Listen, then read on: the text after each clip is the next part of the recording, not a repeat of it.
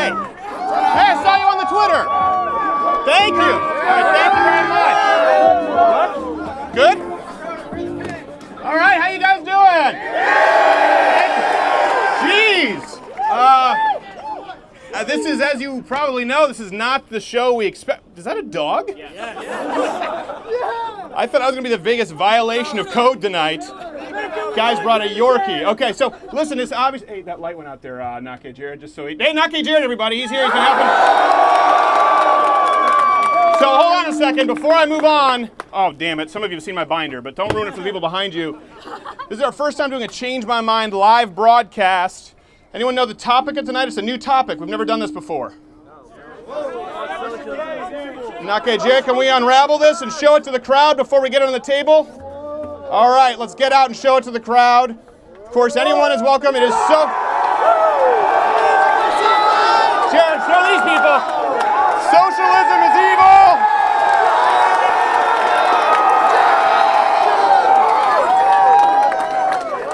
One thing I have to say about you guys, thank you so much. This is not the show we planned on doing. Anyone here see the SMU show last week? Yeah. How riotous was? Anyone want a show like that? Yeah. Well, we couldn't because your campus officers actually wouldn't show up. So hold on a second. There's one who did show up today. There's one who showed up. Let's give it up for Officer Sillerson. One who showed up.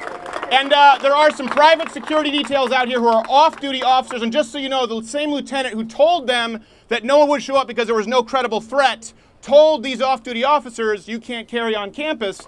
Well, he called someone above the lieutenant's head, and he said, what's he doing? You carry, and I quote, you carry your fucking gun. And a lot of them are amongst you who you do not know. So thank you so much. So there was a mix-up, obviously. We couldn't get out here and do the show that we wanted to do. It was going to be kick-ass. We wanted to do this whole, like, SMU. But instead, we loaded all of our misfits into a bus and shipped them across country against their will. Gross violation of labor laws. We said we can't do the big comedy show. We'll come back and do it, but we can do one hell of a Change My Mind because all we need is a table, some coffee, and some good conversation. Are we right? Huh? Right? Thank you, guys. And one guy just yelled, and weed. What was that? And a pin. All right, first off, I can't see while I'm in here. Is there anyone out there who disagrees and would like to change my mind on the idea that the premise that socialism is evil? Okay, now, by the way, okay, we see one person. All right, let's bring one person in to start. Hold on one second. Hold on. No. Hold on. We got to pick one person. There's two hands going up. Are you an actual... Are you... Okay. 1 second here. 1 second. 1 second. All right. And this is why we had to downscale this. But by the way, I appreciate we actually have the ability to see any leftist organization in the country and how many people show up. And just so you know, every time there's an Antifa protest, unless they're stabbing Ben Shapiro with an axe pick, every time there's an Antifa protest or Occupy and they post something, we can actually tell you that on average about 8% of people who claim they'll be attend. Whereas here, this is the last minute, there was a cancellation. We said, hey guys, we're going to be in the quad. And I think it's actually 2 to 3 times the number of people who said they were coming. So you guys actually show up.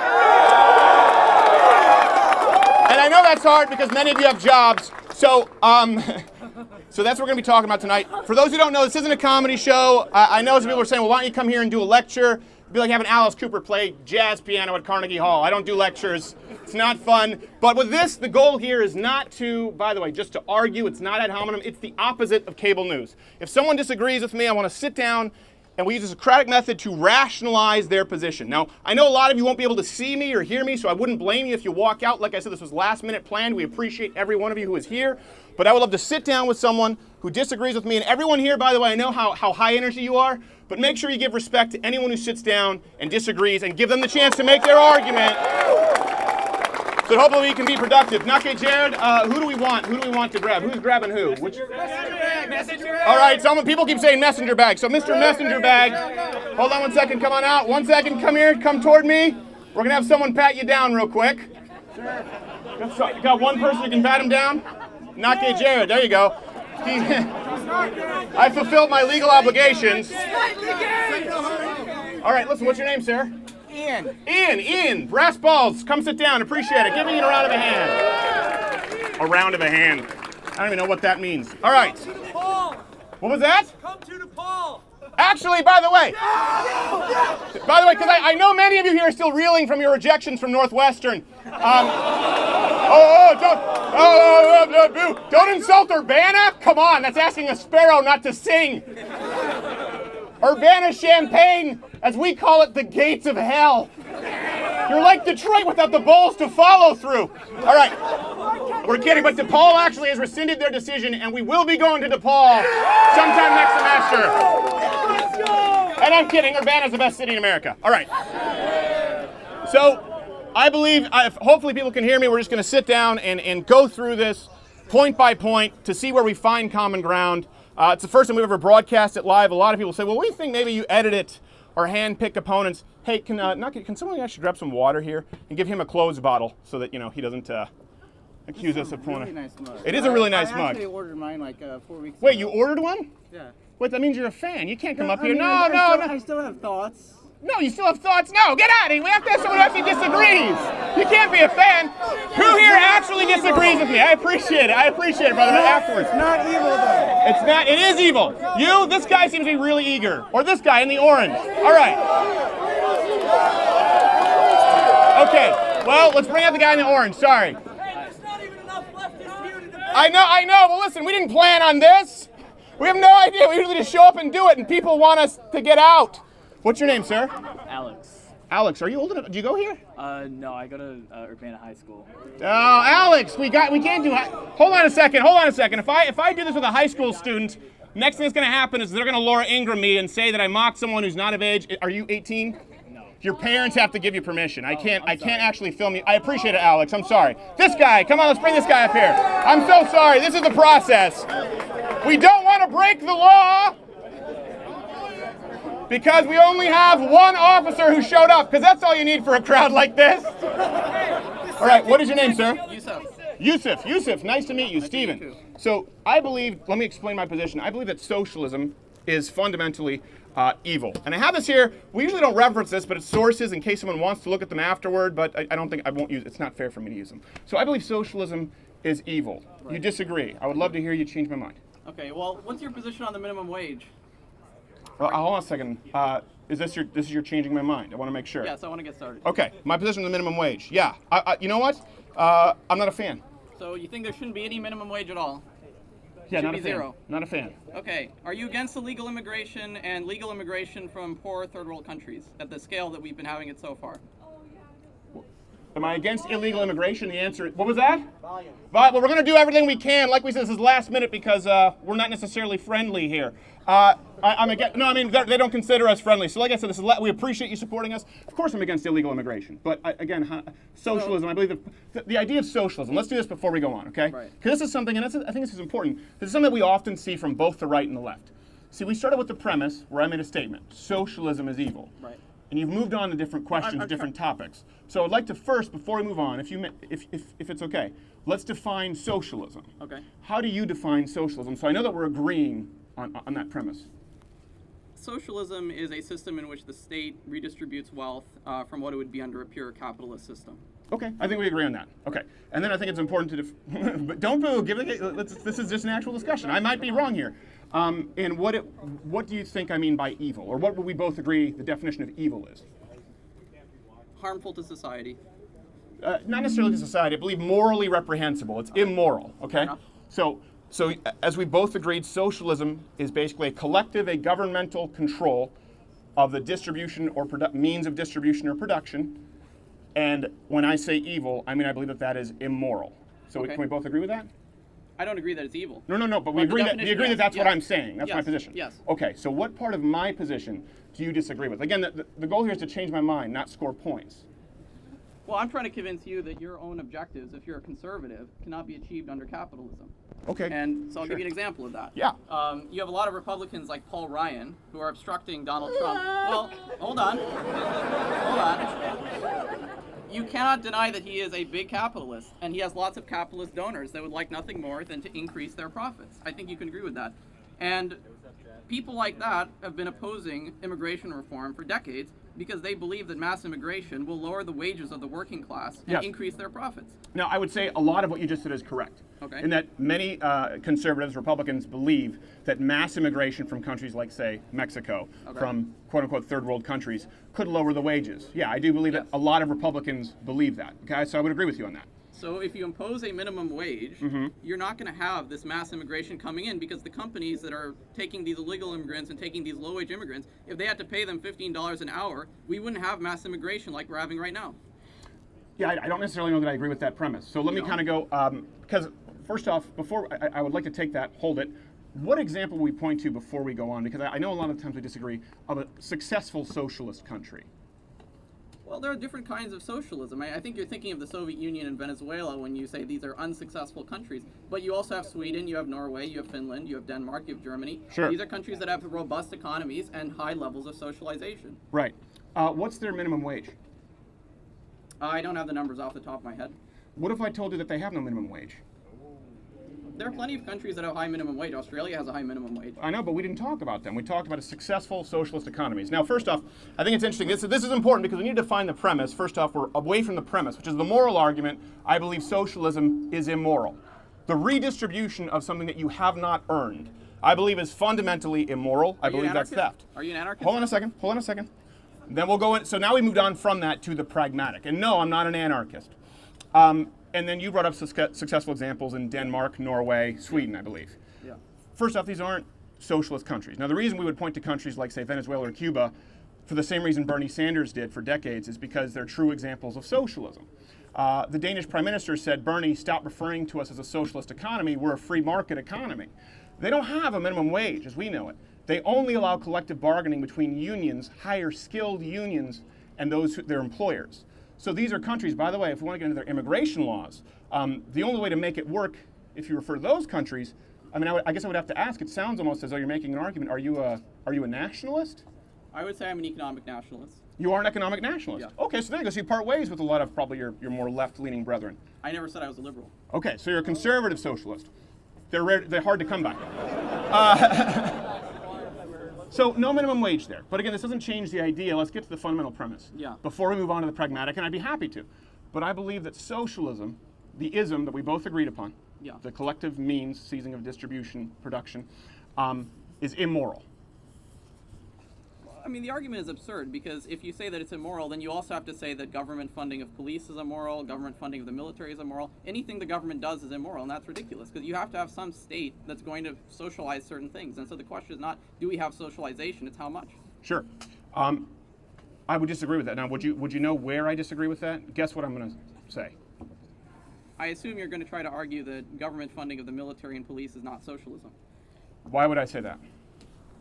Well, because if you don't argue that, then you're going to have to give some ground on Yeah. socialism. No, absolutely. I think you're right. If I have to concede that police force, as he's saying, police force, military, roads is Yeah. socialism, the same as healthcare, education, and I'm assuming that's why you're referring to Denmark and Sweden. They're not socialist economies, but they have more of a social safety net. That's kind of what you're talking about, right? Yeah, they're social democracies. They're market economies with higher emphasis on a social safety net. That's how they describe That's it. what a social democracy is. So okay, we agree on the term. Let's go with social democracy. I just want to make sure we don't get confused like democratic socialism as though that changes anything. But we just talked about this, conceding that ground. Yeah.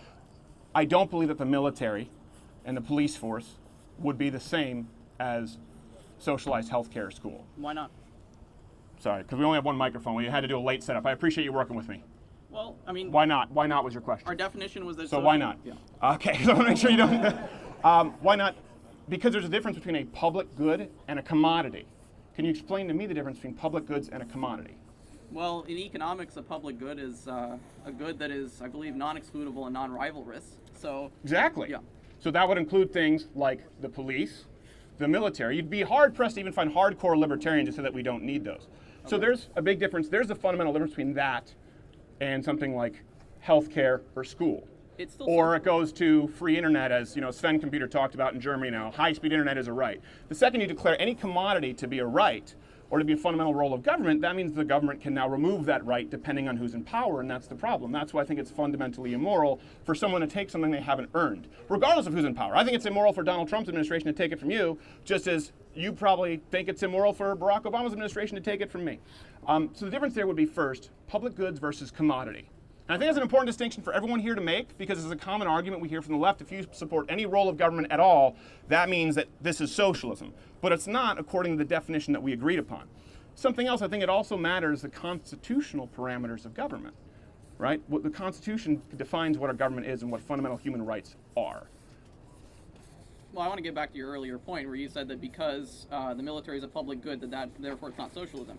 In your definition, you never made any distinction between different types of goods. You just said a socialist economy is one that takes wealth from some people and gives it to others, and that's what financing a public good is. Well, no, it's not. You talked about redistributing. The redistribution, the common means of production or distribution. So if we want to frame that in, I certainly wouldn't say that that's the police. Oh, someone's yelling. Hopefully we're good. So I would not agree with you that the military or police would be socialist. But to move on here, again, let's go to the Danes,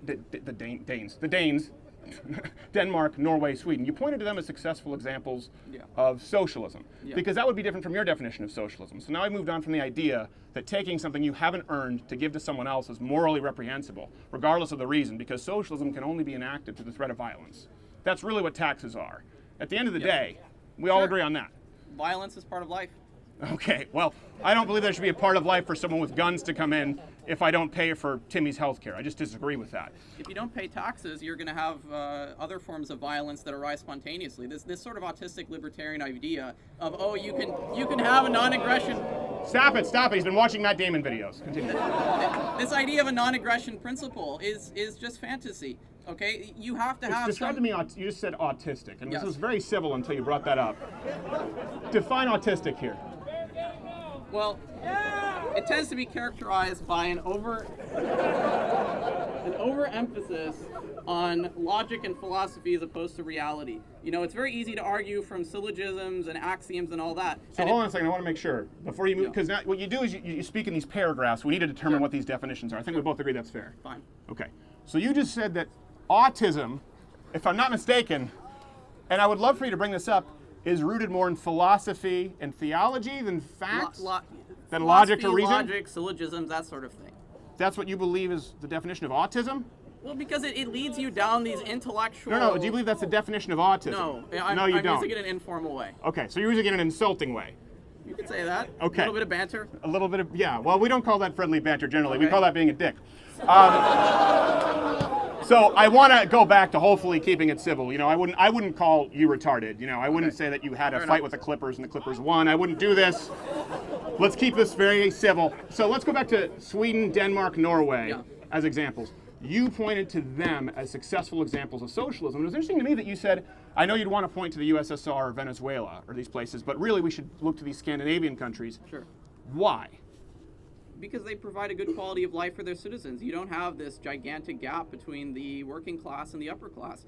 There is a commitment of the state to the well-being of their citizens, and I think that's a wonderful thing. Okay. So first off, I agree with you that first off, the overall well-being of citizens is a tremendous thing. I think we would all want, I think everyone here wants a better society, wants a better America. I don't think that you want a worse America. No. I hope that you don't believe I want a worse America, despite the fact that you implied I might be autistic. So maybe I don't know what's best for America. You know, autistic and such. Keep your hate speech off this campus. But your reasoning there, and correct me if I'm wrong, you said there isn't the same kind of gap, the inequality gap. That was your, I want to get, because you speak in, like I said, in longer paragraphs. Sure. Seems the fundamental premise there was Denmark, Norway, Sweden, they're examples because they're successful. They have a higher quality of living, and the main purpose, the main justification used was there's less of an inequality gap. Am I correct? I don't want to misrepresent you. Yes. Okay. So your problem is with inequality.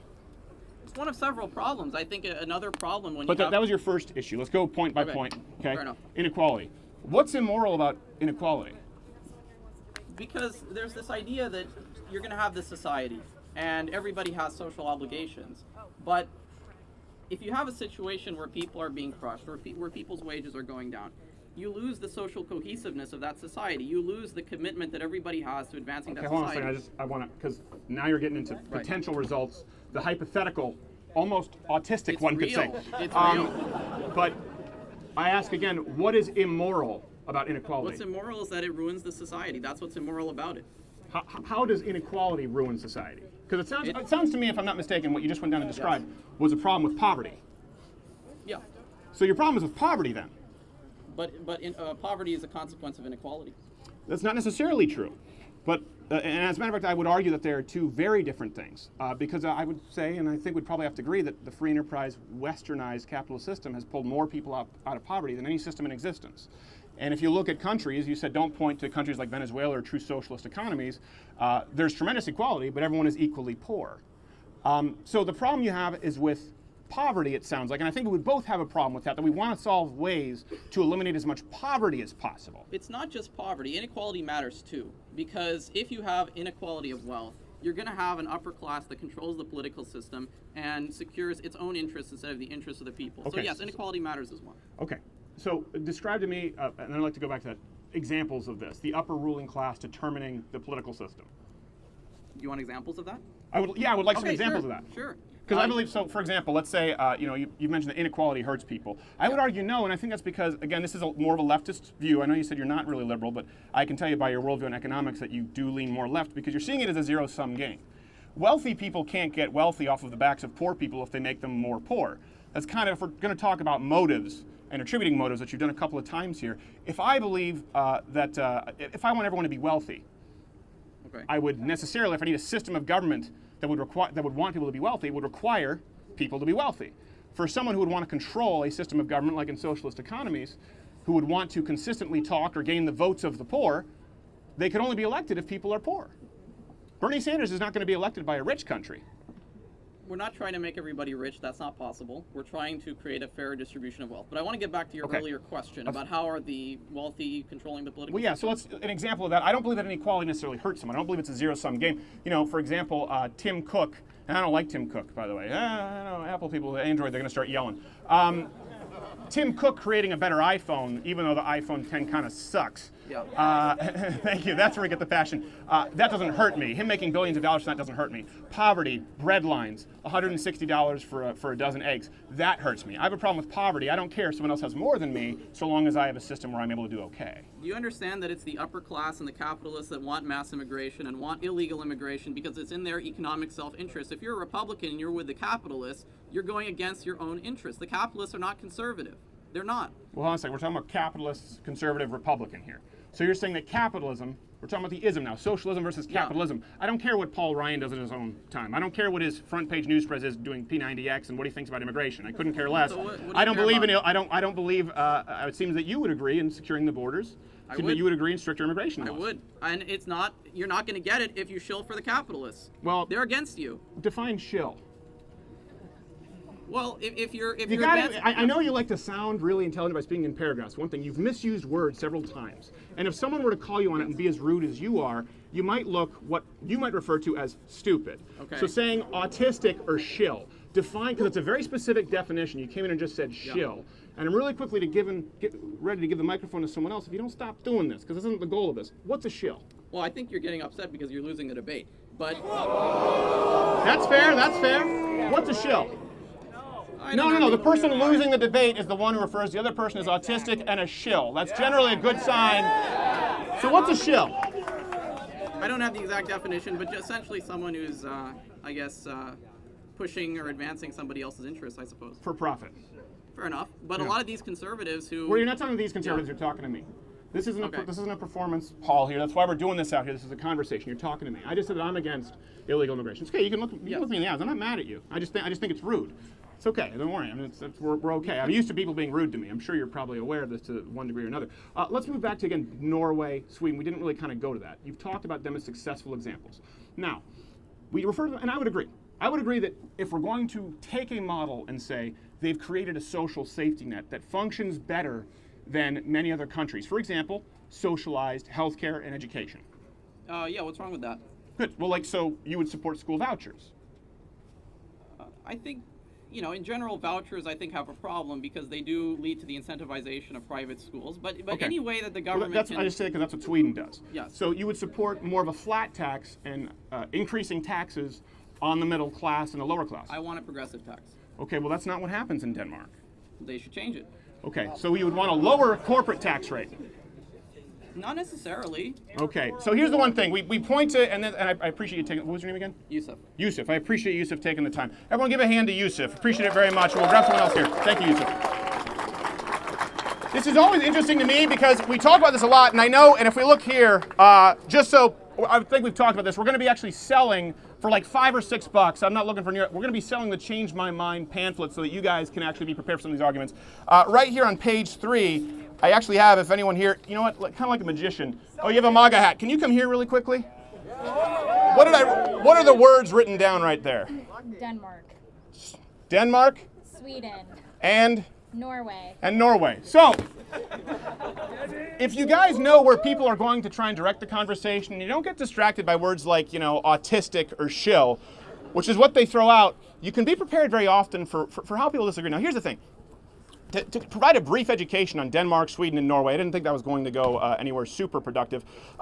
They made their wealth long before they became what you would call socialist economies. Now, by the way, they're not socialist economies. The Danish Prime Minister, when Bernie Sanders was saying, we should be like Denmark, socialist, he said, shut up! He said we're a free market economy, and we place emphasis on social safety nets, which they are now scaling back. Here's what's so interesting there. If you look, they have far lower corporate tax rates than the United States. Does anyone know the corporate tax rate here in the United States? The marginal highest tax rate? Yes. 35%, but now it's 27 with the tax. It would go down to, yes, the marginal rate I believe was up as high as 39. 30, yeah, oh, shit. 39. I think it's 35, but the marginal highest tax rate was 39%. And in Norway, Denmark, Sweden, I think the highest they have is 25. Some of them have it as low as 22. So a good 10 points lower. So they have corporate taxes low. I think if you're comparing it to the United States, if you make 1.2 times the average income, so in the United States that would be $50,000. If you make $60,000, you'd be paying 60% income tax. So what they do is they understand that they can't stifle businesses, so they have lower corporate tax rates than the United States. Doesn't sound very socialist, and they have increased taxes on the middle and lower classes. They pay more tax. Everyone pays something. By the way, super strict, well, it's changing, but at one point, super strict immigration laws. Not everyone gets to take part in the social safety net if you haven't paid in.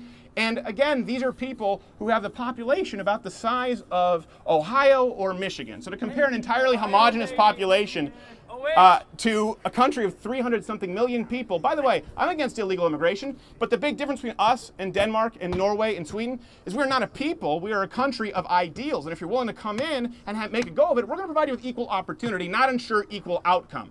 That's the difference that requires a racial national identity and a constitutional republic. So ironically, socialism almost invariably tends to be racist. To a certain degree, which is funny when we say national socialism, democratic socialism. Sounds like an Nazi Theft to is me. theft is theft. If you're taking if it's ill-gotten gain, something you haven't earned, theft is theft. Something else I also find very interesting, and I'll just talk about this. I just wanted to bring this up so you can see that these are things you can prepare for. These are very common arguments.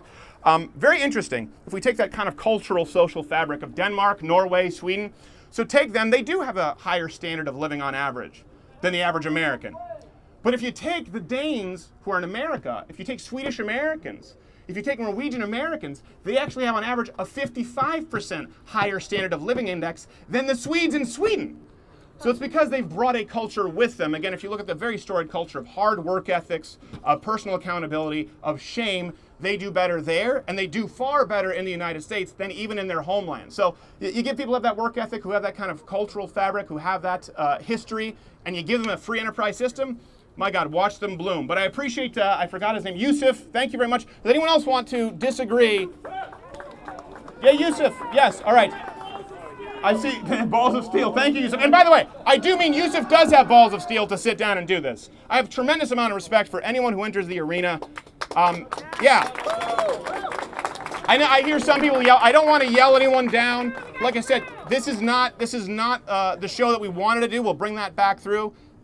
We've never done this. Usually Change My Mind is sitting down with a couple of people, not a few hundred people out there on a quad with a "Don't tread on me" flag. Looks like the Patriot. He's going to be hitting someone with a tomahawk. Yes, Pink Floyd shirt, I guess. You have your hand up. Now, you're not a fan, correct? Well, I just wanted to, I am. No, we can't do that. We got to have people who disagree. I appreciate it. Yes, I can't see. Could you pat him down? Hold on, let Nake Jared pat you down, Mr. Illinois. It's not gay, so it's okay. It's okay. Thank you. I love you too. Like I said, I'm really thank you guys so much for hanging out. We appreciate it. I know it's not what we planned to do. Cheap pin. Someone, I don't know what this is, but I know someone's going to complain about it, so I'll have to look at it later. I can't wear a pin.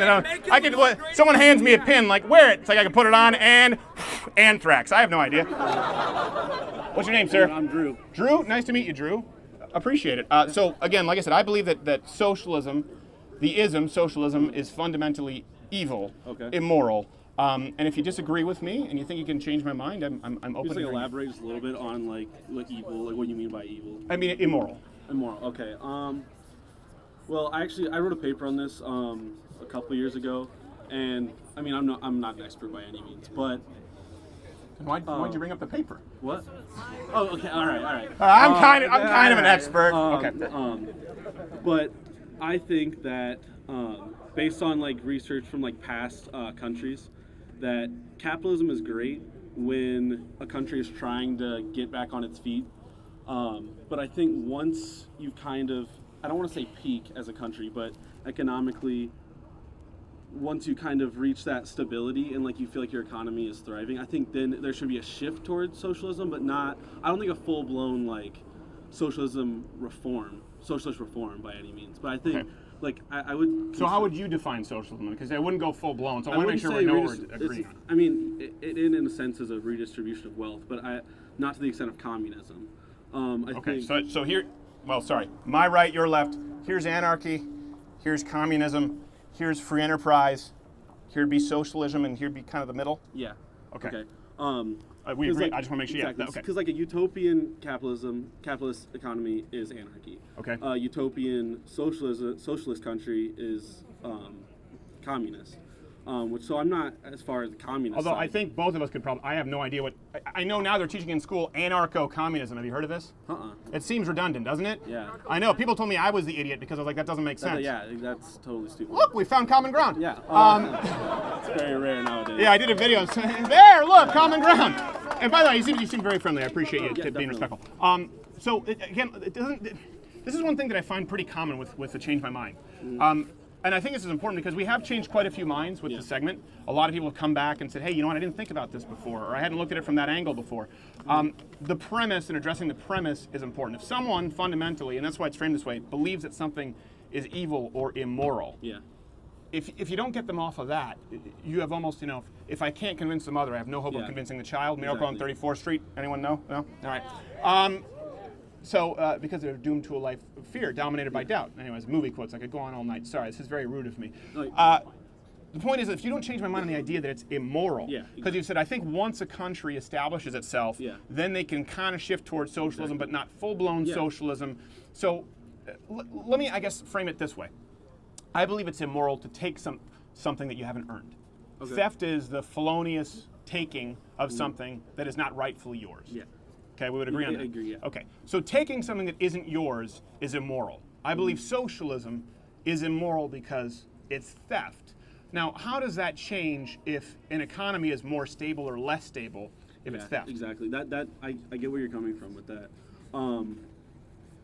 I think the money that's being redistributed is going towards things that everybody can use, because I honestly, like, this is coming from, I'm very left on this issue. Not very, but I'm pretty left on this issue. And I think welfare is very abused, but I think it is needed to some extent. And I think that, that goes hand in hand. Like a battered housewife who won't leave her husband, like, okay, I'll make the roast. Okay, well, yeah, all right, yeah.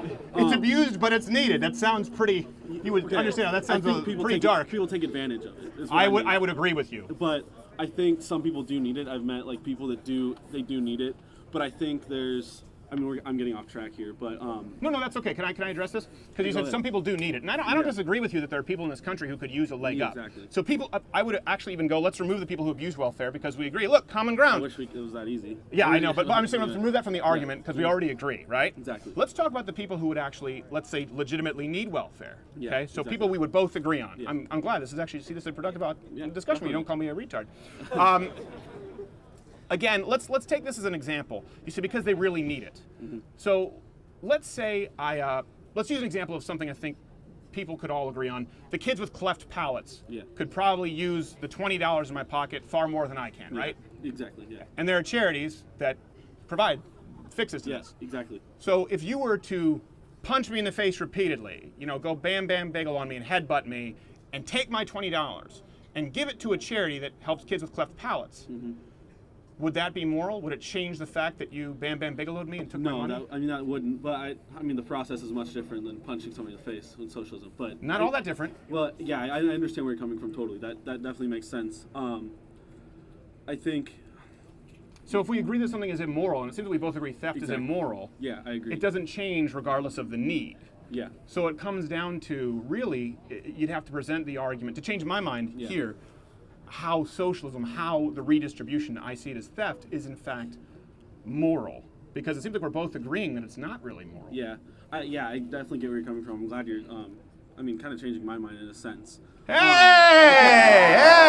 Drew, was it? Yes. Thank you, Drew. Look at that. I want to keep talking. This is great. Now, by the way, you're changing my mind because now I realize that far leftists who write papers on socialists aren't dicks. Hey!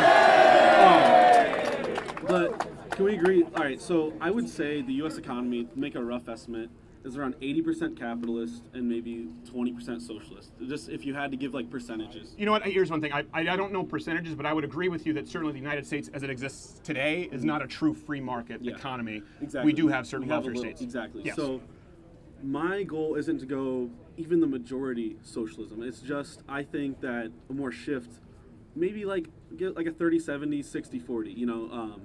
60% capitalism that is, and 40% socialism. I don't want a full-on socialist. I just want a little bit, a little bit more, like more like taxing, more redistribution. And it's not I'm not fully like Sure. socialist reform, like let's overthrow any sort of. So let's reduce kind of the comparison. It sounds to me like, let's say instead of punching me, you pickpocketed me. Yeah, I wasn't looking. right. So you didn't hurt me, but you still took the $20 and gave it to the kid with cleft palates. That's the example of 60-40 versus 80-20. Yeah. Is that any more moral because you think it might be better, pragmatically speaking? No, I agree with you on that point. Have you heard? There's a. I want to say it was like. I guess we agree that Yeah, socialism is immoral, the idea of socialism. Seems like we agree on that as we define it. Yes. Okay. Yes. Well, I appreciate that. And if you want now, see, look, we agreed on something. You said, maybe I'll concede this territory. And now I would like to give you an opportunity, since you're well-spoken and very respectful, to go to the pragmatic. I think that's also an important component. It doesn't change the premise, but I would love to give you an opportunity because I think you could probably articulate it well. So I think the hard part about socialism also is you're always going to have an asshole dictator that's going to take over and try to make it communist because he wants it all. Like Bernie and Jane Sanders.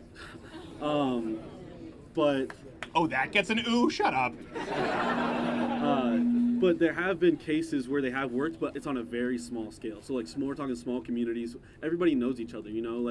Like a lot of people don't feel bad, stealing from the poor guy if you don't know him. But like if you know like the neighborhood like drunk, that was just like a.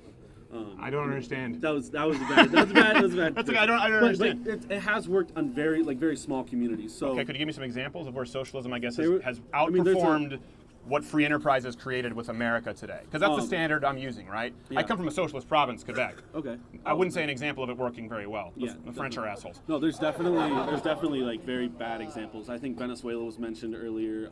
Sure. But I'm not going to talk about the Norway, Sweden. That's already been done. But there. Let me ask you this, honestly. Before that guy left, okay. were you planning on talking about Norway and Denmark and Sweden? Well, my friend has a girlfriend who lives in Denmark. Give me a yes or no first. No, actually, I was. Okay, I was, good. I was more focused on the percentages when I was telling you about the. Okay. But no, he has a girlfriend in Denmark, and I think the car sales tax is like above 200%, and that's outrageous to me. I think that's like. Yeah. That's insane. Oh, But- that's one but more thing. people- Actually, I should add. That's very interesting because probably if you wrote a paper on this, one thing too that people understand not only is the income tax significantly higher in the middle and lower class, but the value-added taxes. These, we call them VAT taxes here. Those obviously impact consumers on a scale which people would say, here in the United States, Bernie Sanders, Hillary Clinton, they're very much against value-added taxes because of they negatively affect consumers being the Exactly. middle class more than the billionaires because how many yachts can you buy? Yeah. That's a huge component to the centralized economy Yeah. in Denmark. Well, I think. So I'm glad you brought it up. It's interesting. Yeah. Well, I have firsthand experience with this, and I know that I think they have one car for their whole family, which is like not heard of in America. But it encourages public transportation more. It encourages more, I think, more green. Which we're not going to talk. That's Hold another on a story. second. That's You're another using the story word too. encourage because you're a very nice man. Yeah. If someone can't afford even a piece of shit car because of a Yeah. 200% tax, encouraged to ride the subway is a little bit of 80% of campus, pretty much. I mean, we all ride the bus here. That's because you're all poor and don't work jobs yet. Exactly. I'm guessing you guys aren't necessarily recreationally choosing Urbana's luxurious public transit. Oh, it's great. I love it. So, again, discouraged. So now we're talking Yeah. again about the government being a moral arbiter of Yeah. what behavior is acceptable. Yeah. Which, That to me is immoral. Yeah. No, I agree with that too. Okay. Yeah, I don't know where I was going. I was talking about like the small colonies at working, but I just think it can never work on such a large scale like U.S. That's why I'm not for a total reform. I think it's just better just a little shift. It doesn't have to, I think just progress towards like a more. Even though you agree that it's fundamentally immoral. I think to be totally socialist is fundamentally immoral. Yeah, To I know take we can something talk you about, haven't we can talk about earned the is immoral. pickpocket thing. Yes. Yeah. We're talking about the pickpocket thing, which. I mean, that's a good way of putting it. I agree with that. Well, sorry, go ahead. I just like pickpocketing isn't like the same thing to me because I'm having a hard time articulating it, but I understand what you mean with the pickpocketing and the punching. And the punching and the kicking and the screaming and the you're autisticing. Socialism violent. No, but yeah, no. socialism is violent, and that's why anywhere you see true socialism, it, like you said, turns. Yeah. It runs into becoming a violent regime very quickly. Which I think a lot of it has to do with military and like dictator interference. Well, that's a couple. Okay, 2 points now, and then I'd like to leave it here because I think we've agreed on quite a bit. 2 points that you just brought up. You said, well, I don't necessarily know that it's immoral. Sorry, I know I'm touching your knee. It's just because I have to get the microphone to you. It's kinda cute. I like it. Is it kind of cute? You're kind of cute. In that case, Jared was making eyes at you. So one thing we talk about, you're like, well, maybe kind of if we redistribute it when we get to a certain point. Let's just say you don't agree with the pickpocketing or the punching example. Yeah. This is something I've never, and Thomas Sowell has talked about this. I'm not bringing anything new, so please, people don't say I'm not ripping it off. I know that these are not new arguments. I've never understood why it is considered moral for someone to take money from someone else that someone else has earned. And I think maybe you can help me with this, but it's immoral for me to want to keep money that I've earned. Yeah, no, that totally makes sense. And I think because that's what socialism is. Yeah, maybe my views will change when I'm making bank and I don't want anybody to take, any money from me. But I mean, as of now, I know what it's like to be a college student, a poor college student, and have parents that are helping me pay through college. And it would just be nice to have a little bit more of a break with that kind of stuff, I agree with you. I agree. Here's the thing. I agree with you, and I would actually like to see college be much more affordable. Mm-hmm. I would like to see you do very well in this country, and I do believe that your views will change. Statistically, they're very likely to change, especially considering how open-minded you are and how civil you've been. I really, really appreciate you, Drew, sitting down very much. And I just think, see, this is a good example. I'm glad we broadcast this live. Would you say that this is probably a more productive discussion? Oh, no, this is great. This is I love having conversations with people who have different views than me. But would you say this is more productive than, say, like Yusuf? Oh, I caught the tail end of that, but yeah, I mean, from what I caught, that was probably more productive. Yeah, the tail end is a good way to describe it. So I definitely feel like, I don't know, you changed my mind on some aspects. I feel like I also made you see that, not everybody that's kind of more left is just a bad person. Well, yes, well, I don't believe that everyone who's left is a bad person. Yeah, I know. What I do believe is that I do believe your premise is incorrect. And I do believe that then if we get to the pragmatically speaking, which we didn't really get to because it sounds as though you're kind of acknowledging on a grand scale it couldn't work. I just think it's important to leave this conversation knowing that I understand you want what's best for America. You understand that I want what's best. Yeah. We disagree, and here I've given you something to think about, and I appreciate you taking the time to do it. Yeah, definitely. Thank you, Drew. I appreciate it, brother. Someone's yelling at him. Someone's yelling at him. What? Max, I don't know. Hold on. I don't know. Don't come up behind me like that. All right, someone's gonna pat you down, Max. Hold on a second. Oh. Wait. Johnny boy, pat him down. This guy yells, he's fine. I'm gonna take your word for it. The guy who gave me the pin. Max, nice to meet you, Max. I appreciate it. Yeah. Gosh, you were just chomping at the bit. You just rudely elbowed some girls and came right on in. I did not mean to be rude or anything. That's not me. Okay, well, that's not me. All right, well, thank you. Well, I think now we're just saying names. No, that would be socialism. You can't have my water. All right, Max. I believe that socialism is fundamentally evil. Right. If you disagree and think you can change my... And then, by the way, after this, we'll move on to another topic. Who'd like to do, actually, in this climate, What? No, hold on a second. We're going to do the gun topic.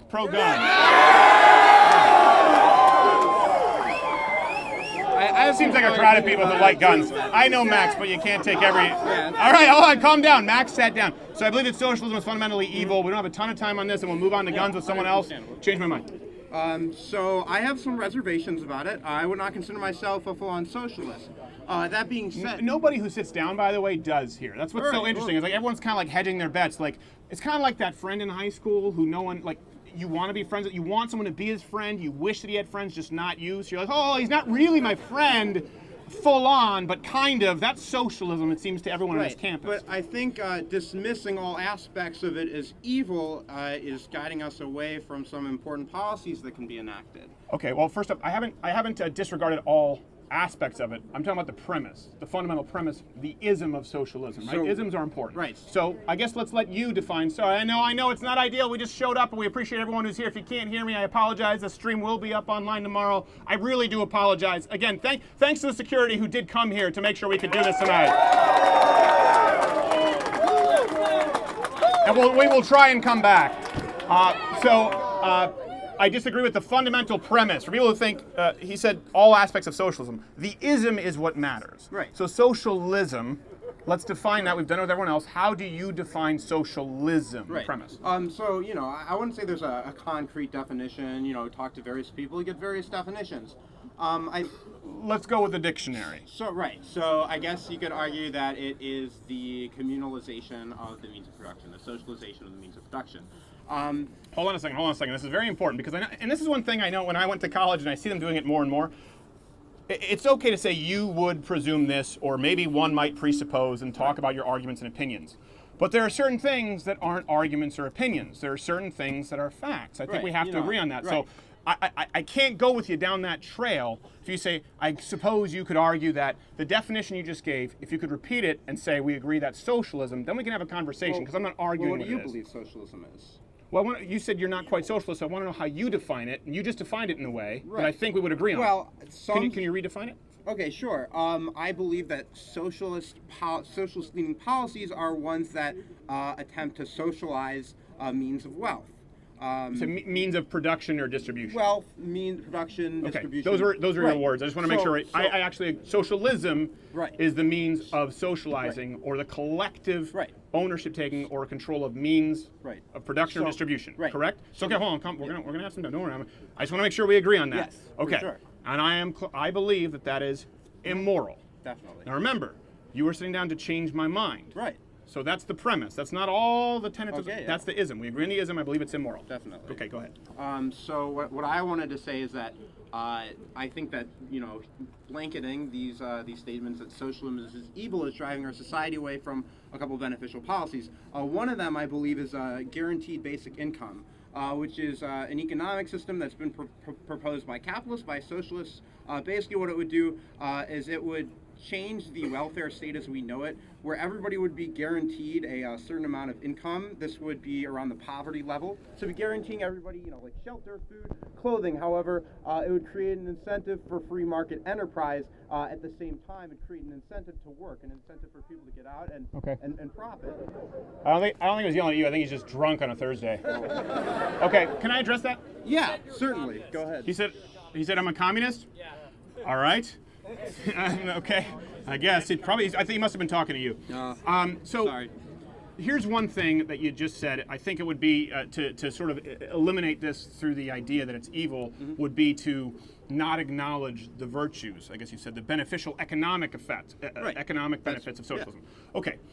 Again, so this is really important because it comes back to the principle, the idea that it's evil. So, for example, many people in Germany argued, especially after the Treaty of Versailles, they would say, well, Hitler was great for the economy. Does that change that his idea of national socialism was immoral? That's a total false equivalency. No, it's not. The idea is what he did immoral if it had beneficial effects for the economy. He blamed it on certain classes of people. That's not what people who promote socialist policies. So who would you blame the inequality problem on today? Well, the inequality problem is dealt by problems with I guess the rich, but The rich, the upper class. See, it's a different classism. Hitler's, we say the 1%. Hitler said the Jews. So the point is, no, it's not a false equivalency. The point is, if it doesn't change the We aren't fundamental vilifying- morality I'm not vilifying rich of the people. policy, regardless of how I'm not beneficial it saying is it's their fault. economically. I'm not saying it's rich people's fault. I'm saying that that's where you get Well, the no, wealth but before that, disparity. the idea, as you said, it's to deny the economic benefits. If the act that would drive economic benefits, for example, you're probably taught in school that the United States was built on the backs of slavery. I don't agree with that, but you've been taught that, right? I mean, that's To some degree? It's a touchy subject. I'm not going to get into it. Okay, so if people say, let's agree that the United States is, let's say, built the backs off of slavery, right? The Chinese built, there were definitely immoral acts committed with slavery. You couldn't agree more. Okay, so let's say there are economic benefits to enslaving people. There certainly are for some people. It still goes on across the Islamic world. Today, it still goes on because there are beneficial economic effects to certain groups of people. Does that change the fact that slavery is immoral? I'm kind of confused with how this can relate back to the topic that we're talking about. Let me be really clear. Socialism is immoral. Okay, your point. That's my only point. And you're here to change my mind. And I you're know, like, well, hold on, disregard that it's immoral. What if No, Z? But it does matter if it's immoral. How do you get socialism out of slavery? No, the point is they're both immoral regardless of economic impact. But you, The idea, the benefit of something doesn't change its inherent morality. We used this example before. If I can steal money and I can use it to go get hookers and blow, or I can steal money and I can give it to Bono's charity, which actually is a horrible that's not example what I'm- because Bono's that's- charity that's gives not- less than 1% to that's not charity. what I'm advocating Well, it is. That's what socialism is. well, I'm advocating for universal basic income, which is a socialist policy. How do you provide it? Well, you provide it by taxes. How do you get taxes? Tax people's income. Make them, How do you do that? The IRS. What if I don't want to pay income taxes for universal income? I mean, you go to jail. You have to pay taxes. It's a fact. And that is? What do you want me to say to that? That is the forceful taking of something that you have not earned. That's the definition of theft. You've just described theft. But surely there. I mean, you talked about this with someone earlier. There are necessary goods that need to be provided via taxes that wouldn't be provided because of a free rider problem. In this case, you can link that back to the universal basic income. It provides goods that some people can't afford normally. Again, we're going back. I think you're jumping around here, and I think we're about out of time. We're going to do the gun argument because if I say that socialism is evil, and you grant that, well, maybe it is, but some people really need that theft to occur. That's not what I'm saying. Well, that is what you're saying No. because you haven't. So you don't believe that threatening someone with jail if they don't pay additional taxes It's not additional. to take their money. It's not additional taxes. It's overhauling the welfare state system that we have in the status quo. Okay. So how much is enough? Wealthy people in America today pay about half. What's the number?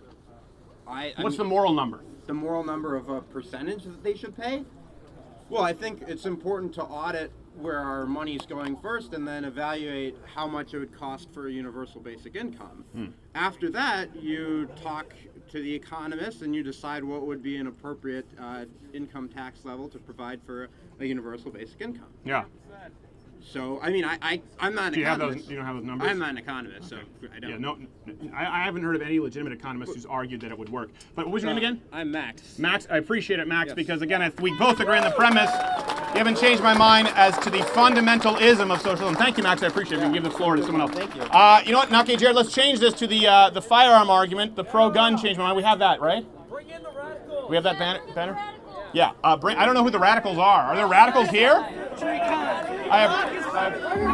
Hold on 1 second. We are going to change. What was that? Okay, hold on. I got to buy Naki Jared 3 minutes. So we're going to go with the next topic. I'm sure you've seen this before. Who here is pro-Second Amendment?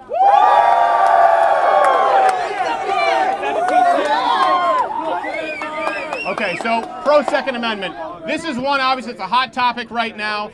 You have a lot of high schoolers who are making the rounds, and I know it's unpopular to say, I don't think that people should be determining policy, certainly as it relates to fundamental human rights, on an emotive response, regardless of whether they're 16 or 96. I'm pro Second Amendment. For those who don't know, I was raised in a country where there is no Second Amendment, Canada. There is also no First Amendment.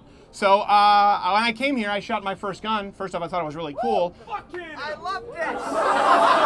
All right? Kind of violates the principle of civil dialogue and changed my mind. Denigrating an entire nation of people. But the truth is, Canada's pretty silly. And so this is an issue right now that is, I think, particularly for a lot of people here, particularly obviously as we're talking about today here at the school. You know, listen, we want to do this big show that we did like at SMU here, and we can't do it without security to ensure the security of the audience and the security of the venue. And this is also something, before we get into the Second Amendment, so it's very near and dear to our heart because many members of our team have had restraining orders or they've had serious security threats where, I won't say who, but some of them do have to carry. Maybe I have to carry. Who knows? I don't know anyone here whether you have a carry permit or not. Isn't that the wonder of it? Roll the dice. Let's see if you win the lottery. So it's an issue, obviously, that's near and dear to my heart. And I also think it's important to see kind of the bias by omission from the left that you see on campus. It's one thing to just ban somebody on campus.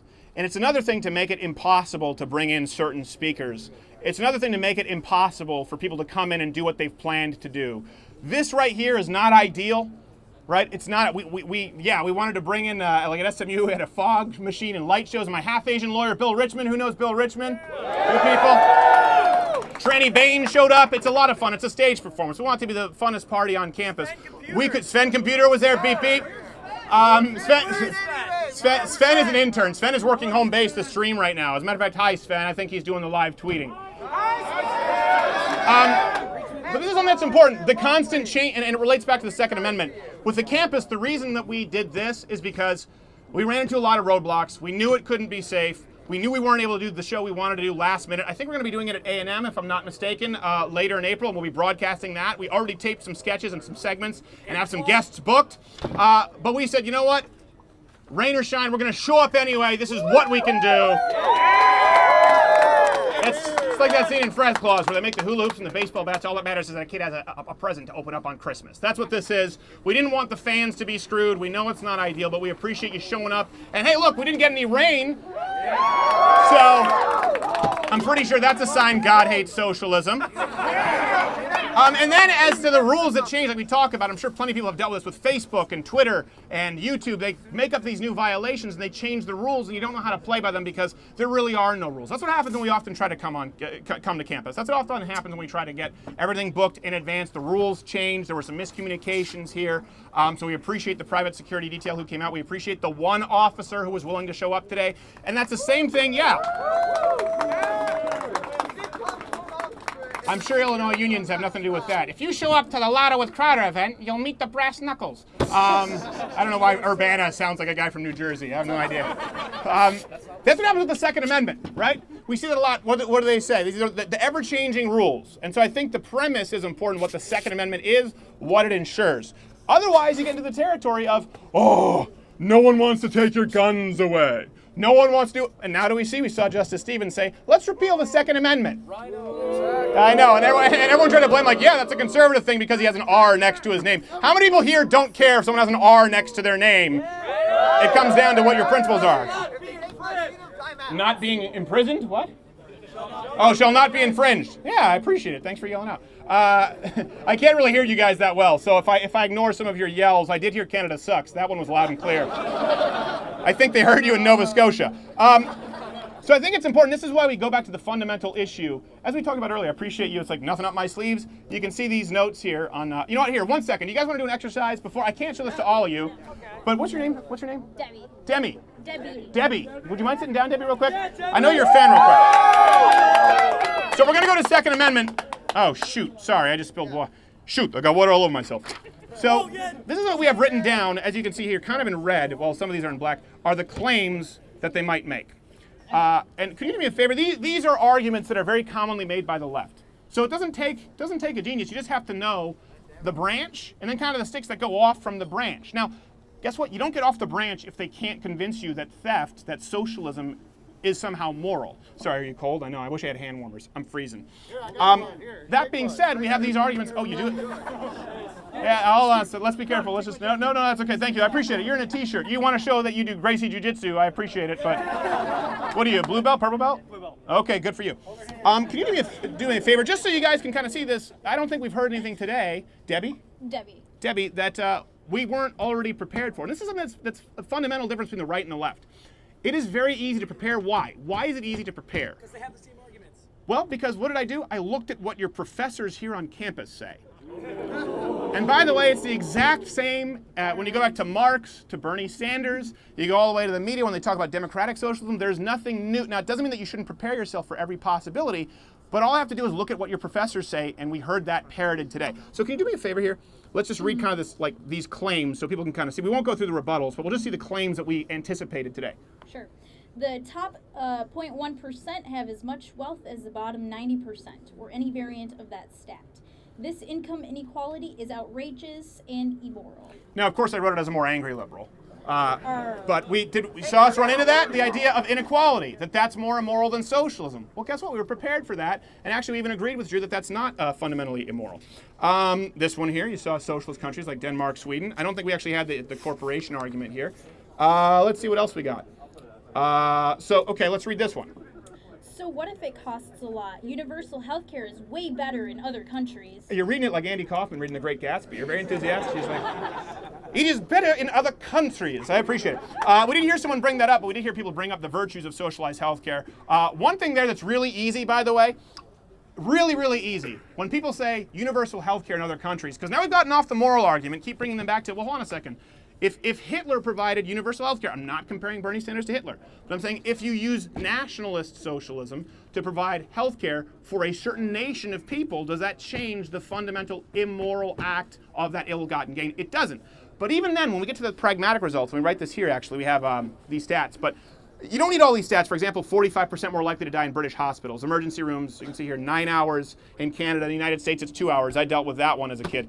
You don't need those stats. There's one stat you need to know when it comes to universal health care. The only example that the left can point to of universal health care working better is our subjective polling methods, where people are asked if they are satisfied with their level of health care. Well, it's just like with college kids here. If someone gave you a crappy 2002 Kia and you'd been riding the Champaign, Illinois bus for weeks, you would think that that was awesome. If someone said, do you like your car? You'd probably say yes, right? Yeah. Now, that being said, someone who has a 5-year-old Cadillac and is ready and is able to afford something better and wants to, they would have a different standard. So the only stat that leftists point to, or I would say, I don't want to say only because I'm like, well, there's this one in this colony with these tribes. Let's remove that. The main stat that's pointed to, and I would question your professors on this when they say universal health care works better in these other countries. Now we've gotten away from the moral argument. We've gotten away from the economic nationalism that you see in these countries. You're talking about subjective standards. Because objectively, longer wait times are not better. Objectively, higher mortality rates are not better. Objectively, your chances of dying from some kind of a serious illness or not getting care are not better. Objectively, the standards are not better. Subjectively, they're better. Be prepared for that and know that, because it's the most common argument I see, and I see so many conservatives going, well, I guess I didn't know that Cuba had better health care. Did you see that? And Michael Morsico, for a perfect example, he claimed Cuba had better health care than the United States. Why? Because they thought it was better. They said, do you like your health care more? And they said, yes, we think it's better. But it's not. All right, do we need to, wait, don't unzip. Hold on, this is a family show. No, we're good. Okay, here's one that I think we ran into a few times. Can you read this claim right here? Sure. We already have many socialist policies in the U.S. Public roads, police, military. Do you want to abolish those as well? What's the harm of adding more? Free health care? Nothing up my sleeve. So see how many, I think all three arguments run into that, right? Yeah. This is what we call really a false equivalency. Now, how does that work? How do you prepare yourself for it? And that's what we're going to be printing these booklets. Hopefully, any Mug Clubbers here, the more people who join Mug Club, the more we'll have time to print them out and money to do so. We're going to self-publish that. Again, it's a false equivalency. You need to know the difference between a public good, as we discussed, right, and a commodity. Once you define that, that's why it's so important to define your terms. What is socialism? What do I mean by evil? What is a public good? What is a commodity? What's the difference? When you get down to the definition, Andrew Breitbart was a man who actually coached me. I was just a stand-up comic. Thank you very much. Yeah, he was a great guy. Great guy. I'm talking about Breitbart the man, not the trademark, just the man. I knew him personally. He was a tremendous guy. Can't say enough good things about him. And by the way, very flawed as well, as many great people are. You look at the story of Churchill. I would certainly say he's comparable in the war on new media. He always talked about knowing your definitions, because if you say, well, one could argue that socialism is, don't let him do that. Because then guess what? Now they can say, well, hold on, that's just what one definition. No, let's define what it is, and let's discuss that. Do not allow the conversation to go on undefined. Not only is it no longer productive, you'll just begin talking in circles and it becomes a cable news soundbite gotcha game, but it's also just a way to not be able to make a constructive argument. It's just not helpful, and sometimes you end up looking stupid because you haven't defined what it is. So there we go. That's all we have here on the socialism. So what would you say? You say that pretty much all the arguments we heard were right here in this booklet? Yes.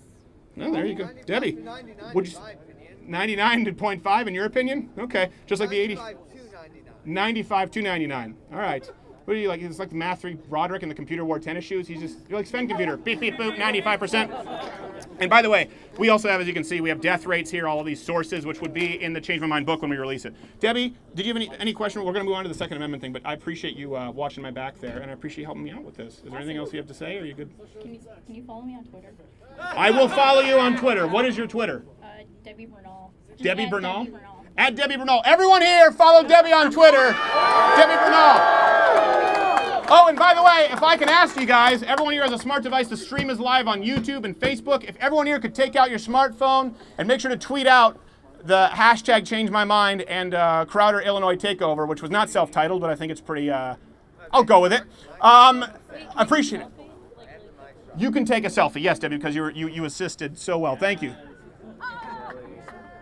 So everyone follow Debbie and everyone retweet the stream. You guys are fantastic. Spell Bernard. Bernal. B-E-R-N-A-L. B-E-R-N-A-L. Debbie Bernal. Okay, no creepy. No one Anthony Weiner that. I can see already people lifting their jacket, taking the Space Odyssey angle. Sick puppies, all of you. All right, so I am pro Second Amendment. This is a hot button issue today. I guess we don't really need this. The socialism is evil. I'm pro Second Amendment.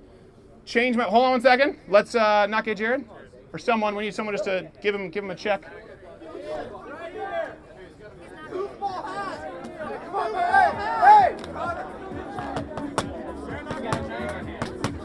Wait, is it MAGA hat? No. He has a MAGA hat? Let me see. Make data great again. Okay, Silicon Valley fan. All right, let's go. Bring him on. What's your name, sir? Karthik? Karthik? Sit down, Karthik. Nice to meet you. Everyone give a hand for Karthik sitting down having a discussion. Nope, you don't get to take the microphone. Sorry. Wow, that's very college student of you. My microphone. But you didn't earn it. Mine. I'm kidding. Okay, I am pro Second Amendment. I support the Second Amendment wholeheartedly. It seems to me that you disagree. If you do, I'm willing to hear your arguments and have my mind changed. Sure. So I just want to clarify. I don't necessarily disagree with the Second Amendment itself. You don't disagree. Yeah, you don't disagree with the Second Amendment itself. I disagree with certain implementations of gun policy itself. Okay. Well, hold on a second. No, it doesn't. It doesn't work. Okay. It doesn't work if we say, well, first off, what do we agree on the Second Amendment to mean? And this is something that we see a lot. You see a lot when people come up and they're a little bit more confident. And then people see some discussions kind of unravel the way they did, and they go, well, I'm not really a socialist. I'm not really against the Second Amendment. I'm against gun policy implementation is what you've said now. Well, it doesn't work for me, but okay. Let's go along that trail. Sure. First off, what do you believe the Second Amendment to mean? I mean, I believe it's the right to bear arms, regardless of whatever type of gun it is. I know we're going to have you speak up, Karthik. Okay, sorry. You can yell at me. It's okay. Just don't call me autistic. Can you hear me? Yes. All right, so I believe that the Second Amendment is, it's the right to bear arms. That can include any type of gun. Okay. Right? But I think from a policy standpoint, right? Can you guys hear him? No. Okay. Karthik, you're gonna have to speak up, or we can't do this. Okay, so I believe that from a policy standpoint, we have to regulate certain types of guns or just certain types of situations to account for certain external. Karthik.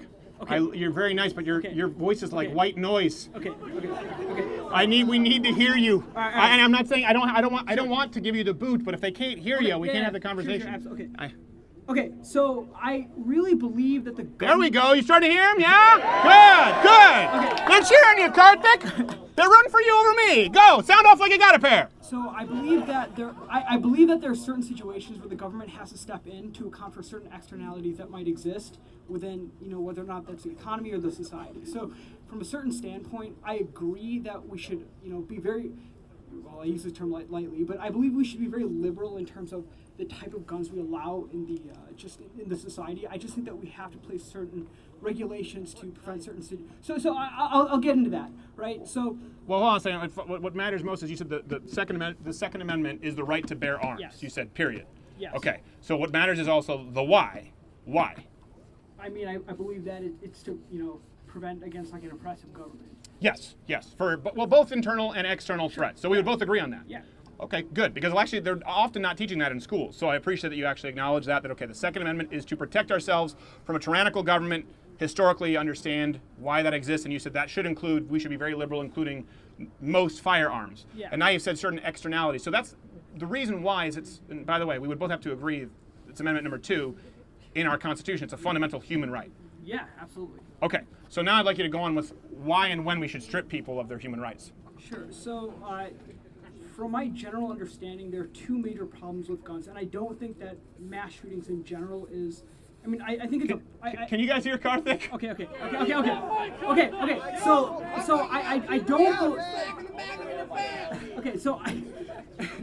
Karthik, I need you to speak up. Yeah. So I don't believe that mass shootings are. I don't believe that mass shootings are the problem that we have to be looking at. Because when we look at gun violence, the problems that I see are gang violence and gun-related shootings related to suicide, right? So these are the real problems that I think I see with gun deaths, gun violence right now. So I think these are the externalities that we have to try to account for.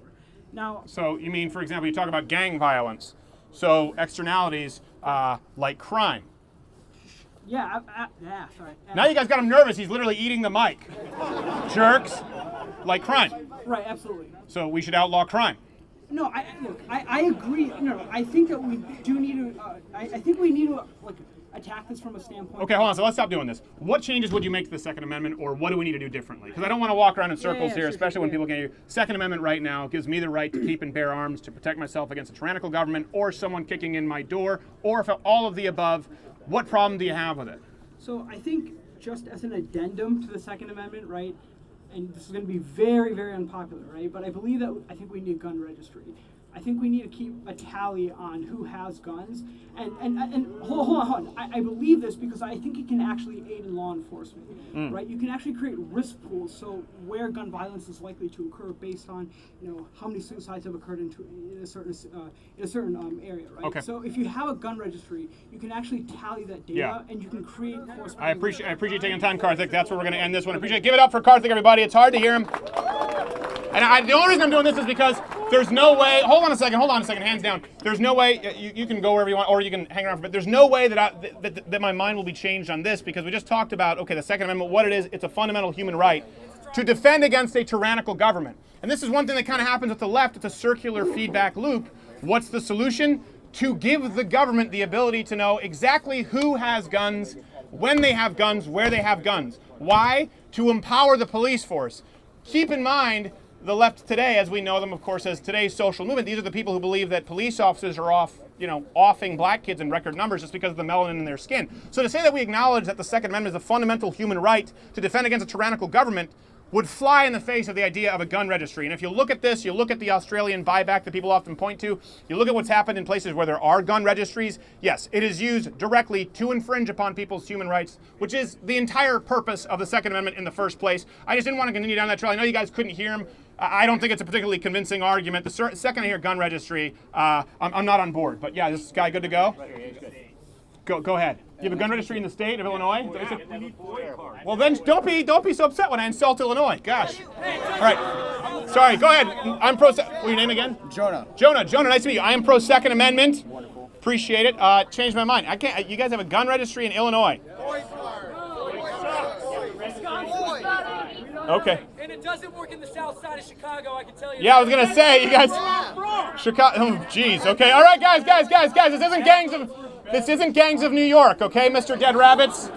These aren't the four corners. Everyone just calm down. Jonah is here. We want him to be calm, collected. I am pro Second Amendment. I appreciate you taking the time to sit down. Appreciate you quieting the crowd down. Thank you very much. I appreciate it. You look like that kid, that actor who's in the Black Donnellys. You ever see that show? I've not. There was a film, I think, called The Ruins. By the way, can people hear me all right?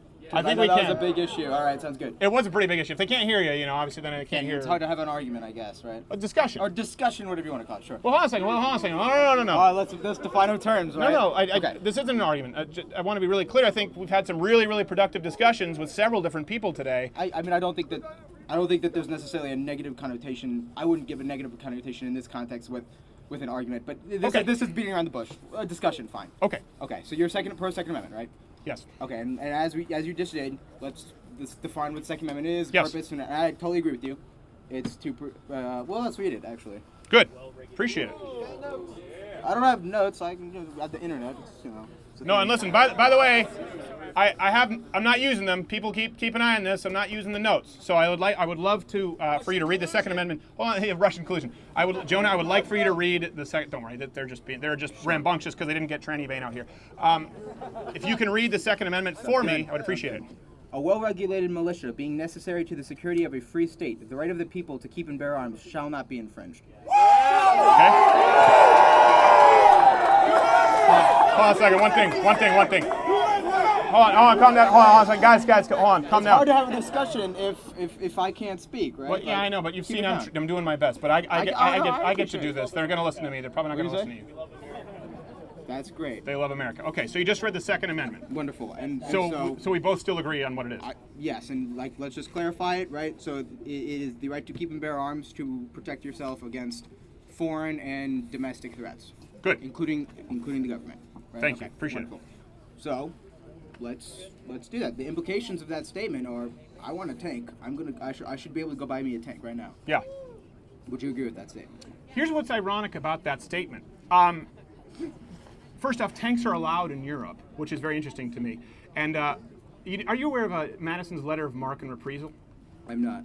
Okay, so this is a letter actually giving. It was a letter issued to a private ship. Said, "Hey, are we allowed to have cannons on this ship to protect from pirates?" And Madison said, "The Second Amendment. Of course you are." So we say that cannons are at least similar to a tank. Back then, it was the most basically advanced weaponry you could have. Well, so let me get this. Let me make sure I understand what you're saying. You're saying that back in the day, you could get not just musket, but you said you can get a cannon. A cannon, yes. I'm saying that yes. Back in the day, the Second Amendment covered yes all small arms, all individual arms that could be used defensively. Yes. So you're saying that I should be able? I'm 18. Should I be able to go buy a tank? Is that what you're saying? And a fighter jet too. While I'm at it. First off, I know you brought up the Constitution. Why don't we do this? Let's bring up. Do me a favor. Bring up the definition of arms.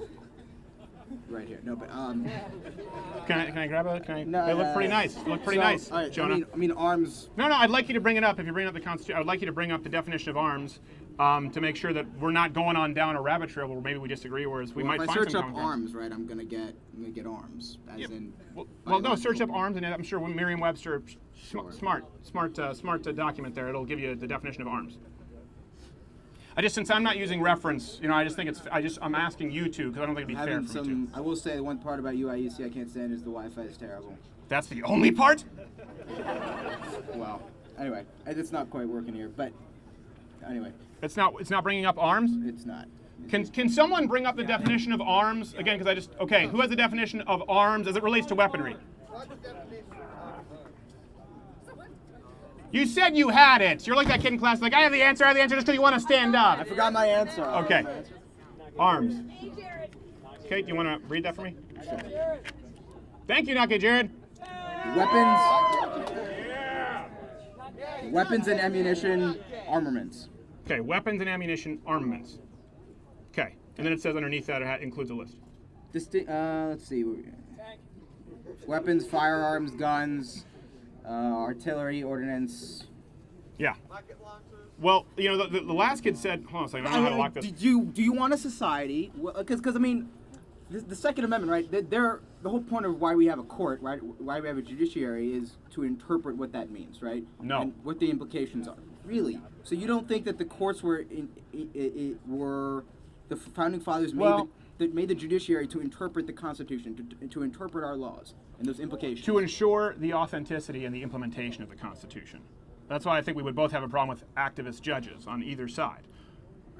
Activist judges, I mean, it's supposed to be an inherently non-political position. That's obviously not the case. Right. But certainly, like, you know, the lifetime appointments, right? So you'll have both judges on both sides. Okay. But forget about that for a No, second. let's go back to your thing, because I don't want to get you off topic, and I don't want you to think that I'm being unfair. Let's go to the judiciary decision, the most recent of which is I'm not quite sure. D.C. versus Heller.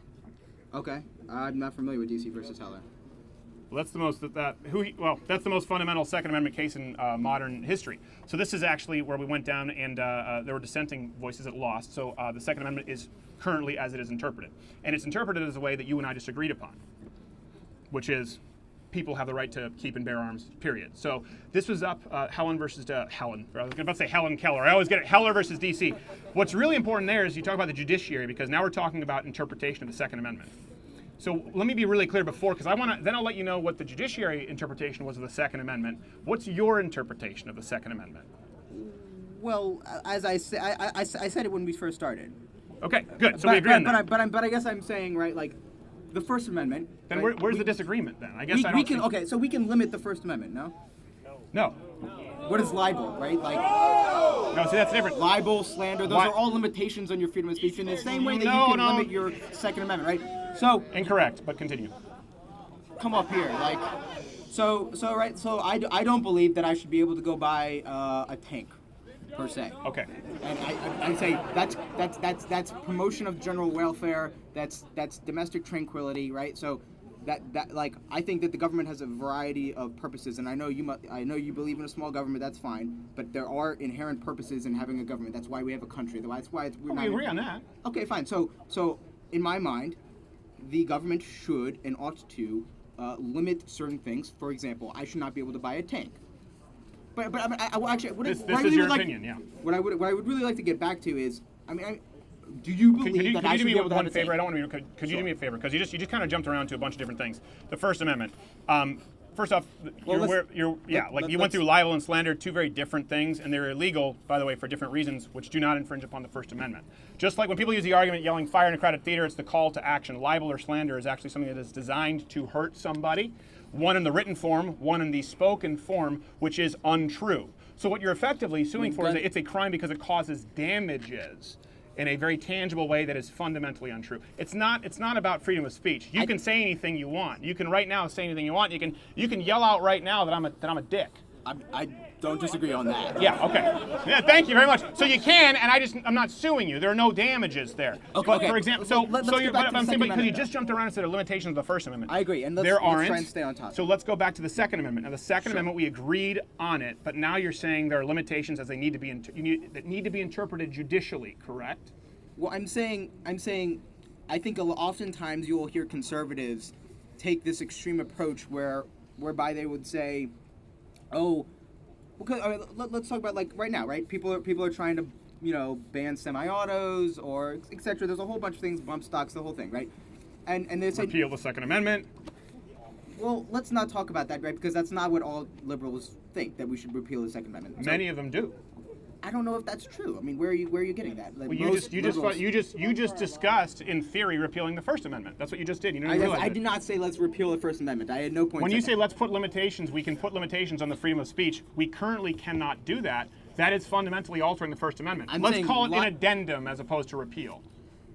I'm saying libel and again. Let's get away from the First Amendment. My point is what's your problem with the Second Amendment? Let's get to this because you're talking about what is your problem with the Second Amendment as we both agreed it to be, and then we'll move on from here. Conservatives often will say, "I want my high-capacity magazine because when the government ultimately becomes tyrannical," and that's up for debate. But sure, fine. Under the assumption that all governments become tyrannical, that you would No. Okay, hold on a second. This is something that that you can't do. I know you came in, you said looking for an argument. I think because are you more of an argumentative person? I don't know quite how to answer. I'll say yes, because what you just did was you presumed my premise. You said most conservatives and then you brought up something that most conservatives do not believe, and then you said all, the assumption that all governments become tyrannical. So these are presumptions that you're making that I didn't make. So what I want to do is avoid that. And I talk about this a lot. Anyone who follows the program, I've not assumed your motive. I've not assumed your position. The reason for picking our terms and our definition here, it's not trickery. It's the opposite of it, because I don't want to assume your position. I want to hear your position. So your position on the Second Amendment, your problem with it, as you've agreed with me it to be. Again, so let me explain. I'm saying oftentimes I hear conservatives say, is that better?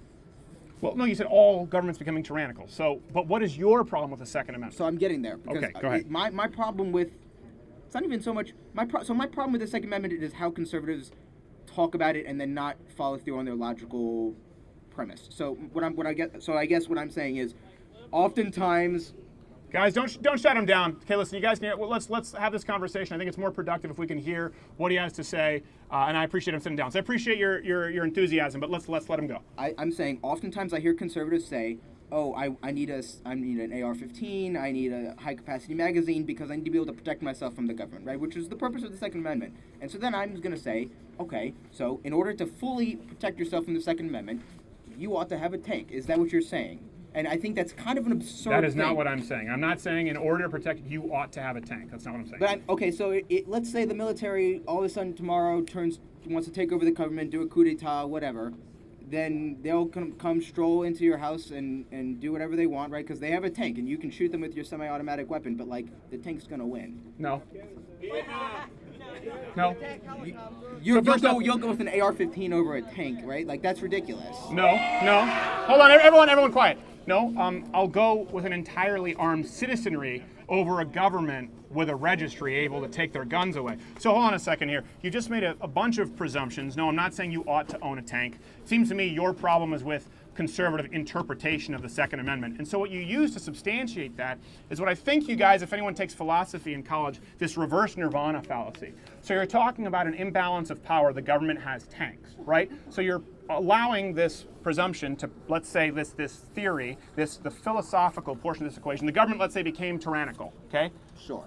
You're saying if it became tyrannical... That's the purpose of the Second Amendment, right? Right. You're saying there's potential. Okay. Let's agree with that. Fine. So you're saying if they perchance became tyrannical, they would have this incredible advantage because they'd have tanks, not to mention drones, nukes, and your solution to this imbalance in power is to create an even greater discrepancy in power.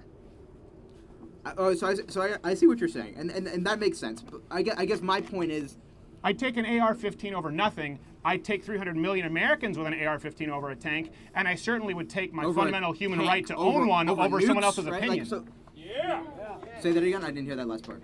And I certainly would take my fundamental human right over someone else's interpretive opinion of it. So this doesn't change the fact of, none of us have disagreed, it doesn't change the fact as to what the Second Amendment is, but again, yes, if you look at Afghanistan, you look at guerrilla warfare, you look at, for example, Switzerland with World War II, armed citizens, it absolutely is a deterrent. We know it to be a deterrent. Switzerland was neutral in World War II. No, Switzerland was neutral in World War II, but Switzerland, every person was armed. Geographically and because of an armed populace, if you look at documentation, that was a big part that allowed them to be neutral. You read about the Japanese talking about the Americans where they didn't want to get into a land war. That's ridiculous. I'm sorry. All right. If you actually think that a military is yes, I do. I guess then we have a very fundamental misunderstanding that you think a military is scared of the U.S. population because they are well armed. Be quiet. I'm talking, right? Like, calm down. Like, settle down. We can have a civil discussion. Here's the reason they're doing it. They're getting upset because you're not being very civil when you presume things that I didn't say. Okay? So none of this changes what the Second Amendment is. Pragmatically speaking, absolutely. Of course, I do believe that an armed citizenry versus a tyrannical government is far better than a completely disarmed citizenry. I know you disagree there, but yeah, I think that that's better overall, and it doesn't change the fact that I have a fundamental human right in this country to self-protection, regardless of your opinion. So the reason I ask you this is because your problem has been with the interpretation from conservatives, as you said, of the Second Amendment. We're going to have to wrap it up here. Okay, that's so. This is my issue. I have a problem with the leftists, the liberal interpretation of the Second Amendment, and that goes back to when I asked you before about Heller versus D.C. because we're talking judicially, the Supreme Court. Do you know what the dissenting opinions, the opinions on your side of the ledger were for their view of the Second Amendment? Well, I don't, but I know that in New York State, right? So there was another. Well, I'm going to give you the, and then I appreciate. Was it Jonah? Jonah. Thank you very much. Let's give it a round of applause for Jonah. I appreciate it. I would encourage people to look up New York State Rifle and Pistol Association versus Cuomo. Okay, and great. AR-15, Thank you. AR-15s were not protected under the Second Amendment. Okay, I appreciate it. But I would like you to look up. I appreciate it. I would like you to look up Heller versus D.C. And this is so important because Heller versus D.C. It's not so much, by the way, we have an interpretation of the Second Amendment as we know it today. Naki Jared, how long have we been doing this? An hour and a half. All right, this is actually going to be the last one. So thank you to Jonah. I want to leave it on this because this is really important. We've talked about this quite a bit. I actually have written down. Actually, I would have you come and look at this to see if we can corroborate it. But you know what? The truth is, I don't even know that. Actually, do you want Debbie to come on back out? Debbie Bernal, come on back out. I think I have it. Do you have it? I think. Hold on a second, Debbie. I don't know where this is. There's two genders. Change my mind. Male privilege is a myth. Change my mind. Pro-gun is somewhere back here. Debbie, you want to talk while I do this to buy time? Who wants to hear from Naki Jared? Jared, say something. So everybody, just want to thank everyone again for coming out. We're not wrapping up here, but just a big shout of support. And that's a fun one. Everyone coming and supporting this in this lovely weather. It's awesome. And, we appreciate the love. You're worse than Karthik. Sound off like you've got a pair. Read Brand, Yusuf. Yusuf was great. See, now you see what happens when I give him control of the mic. No, give it up for Naki Jared. He's the guy who made all this happen and came out here. Oh!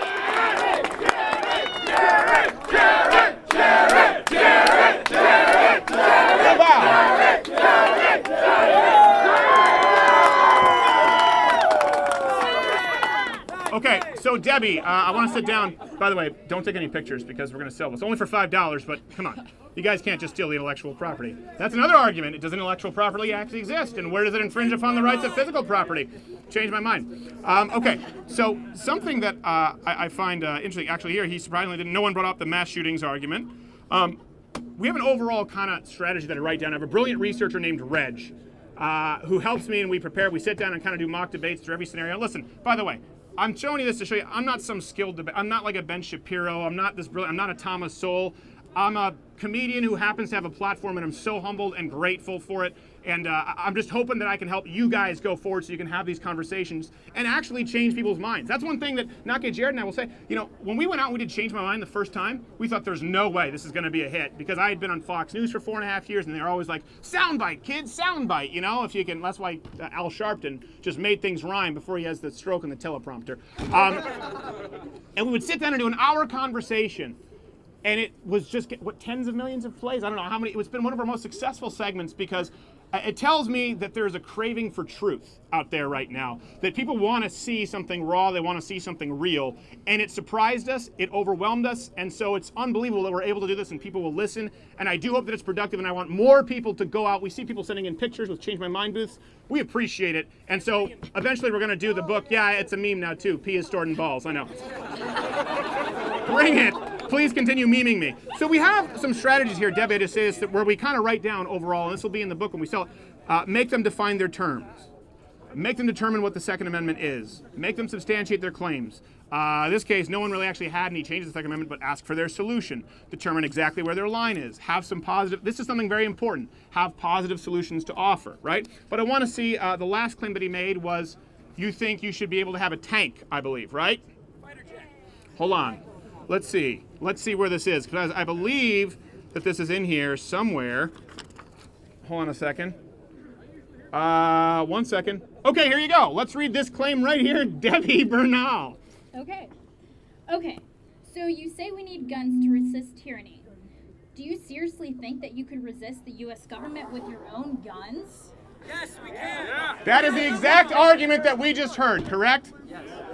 And this is exactly what we talked about. This is a reverse nirvana fallacy. It's this idea of, well, we already live in a society where there's this discrepancy in power, where the government has so much power. So the solution, I don't know, it's so illogical to me. The solution should be to strip the people who are already less powerful of the power they currently have. It doesn't stand to reason. Does the argument hold water? It does not. It doesn't hold water.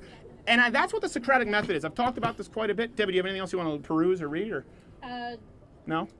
Debbie, everybody, follow her. Debbie Bernal, thank you so much.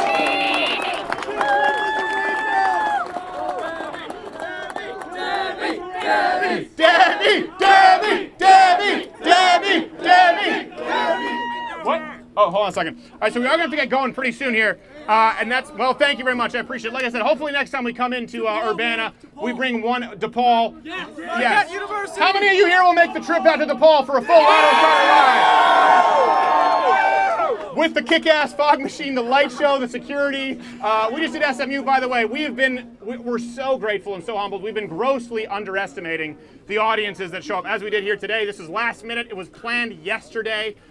With McFarland Auditorium at SMU, we had to turn away people in a 2,500-seat auditorium. Just making sure that the exits there are secure required, I think, 25 police officers. And so we're really trying to get everything up to snuff here. We actually, specifically for you guys, just so you know, specifically because of the miscommunications that fell through and security not being as helpful as we would have liked them to, and specifically because we weren't able to get in and bring in our equipment, we bought a shitty news van / bus to equip so that when things like this happen, we can, in an emergency, drive across the country and get to you guys faster. That way we can actually broadcast from the van.